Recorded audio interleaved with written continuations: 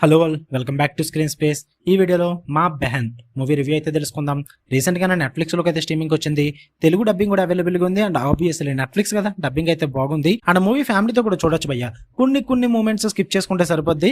Apart from that ఉన్నదంతా కూడా movie ఫ్యామిలీతో చూసేయచ్చు. అండ్ రన్ టైం వచ్చేసి 2 hours 7 minutes అయితే ఉంటుంది. స్టోరీ ప్లాట్ విషయానికి వచ్చేస్తే ఇద్దరు అక్క చెల్లెళ్ళు అయితే ఉంటారు.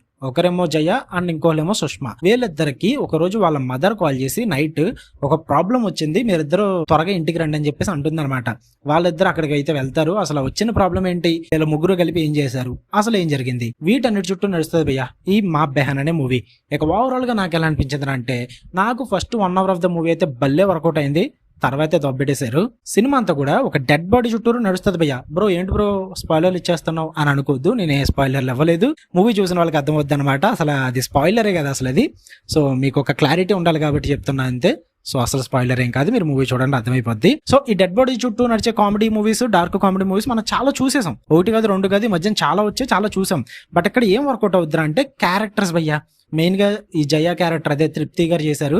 అండ్ అలాగే సుష్మా క్యారెక్టర్, చెల్లి క్యారెక్టర్ ఒకటి ఉంటుంది. అండ్ మదర్ క్యారెక్టర్, ఈ రేఖా గారి క్యారెక్టర్, ఈ 3 క్యారెక్టర్ వల్ల ఫస్ట్ హాఫ్ అయితే భలే వర్కౌట్ అయింది నాకు. వీళ్ళ క్యారెక్టర్ ఇంట్రడక్షన్స్ కానీ, వాళ్ళ కామెడీ జనరేట్ చేసే విధానం కానీ, వాళ్ళ ఎక్స్ప్రెషన్స్ కానీ, అండ్ మెయిన్ గా క్రైమ్ రిపోర్టర్స్ చెప్తారు కదా న్యూసెస్ టీవీ ఛానల్స్ లో బేస్ వాయిస్ వేసుకుని, ఆ టైప్ లో వీళ్ళ క్యారెక్టర్స్ కి ఫ్లాష్ బ్యాక్ పోర్షన్స్ చెప్తారన్నమాట, ఎక్స్ప్లెయిన్ చేస్తూ ఈ క్యారెక్టర్ లాగా ఈ క్యారెక్టర్ లాగా అని చెప్పేసి భలే వర్కౌట్ అయింది నాకు.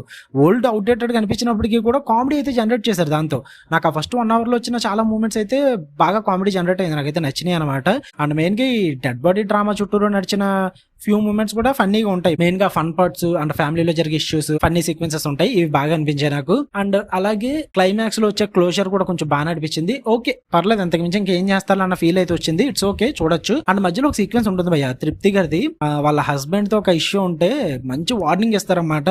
భలే అనిపించింది బ్రో సీన్, అసలు ఫుల్ సాటిస్ఫాక్షన్ ఇచ్చే సీన్ అది. అసలు నాకు ఆ వార్నింగ్ సీన్ కూడా భలే అనిపించింది. స్టార్టింగ్ నుంచి ఎండింగ్ వరకు మూవీ అయితే టెక్నికల్లీ విజువల్లీ చూడడానికి చాలా బాగుంది. పర్ఫార్మెన్సెస్ కూడా చాలా బాగుంటాయి, అందుకే నేను చూడగలిగిన మూవీ. పర్ఫార్మెన్సెస్ కనుక వర్కౌట్ అవ్వకపోతే అంతగా చూడలేకపోతున్నాను. రవికిషన్ గారి పర్ఫార్మెన్స్ కూడా బాగుంటుంది.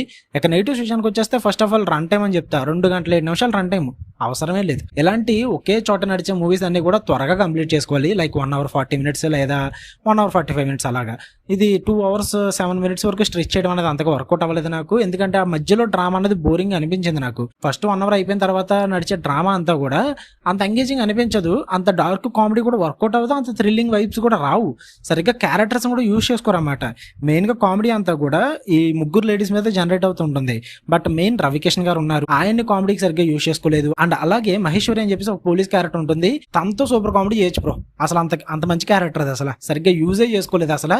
ఈవెన్ ఒక నైట్ లో చిన్న అమౌంట్ సీక్వెన్స్ ఒకటి ఉంటుంది, చిన్న dealing type the night sequence just random గా ప్రెజెంట్ చేస్తారు అంతే తప్ప అంత కామెడీగా వర్కౌట్ చేయలేదు. అసలు నవ్వు కూడా రాలేదు నాకు అక్కడ. బట్ చాలా స్కోప్ ఉంది అక్కడ కామెడీ జనరేట్ చేయడానికి.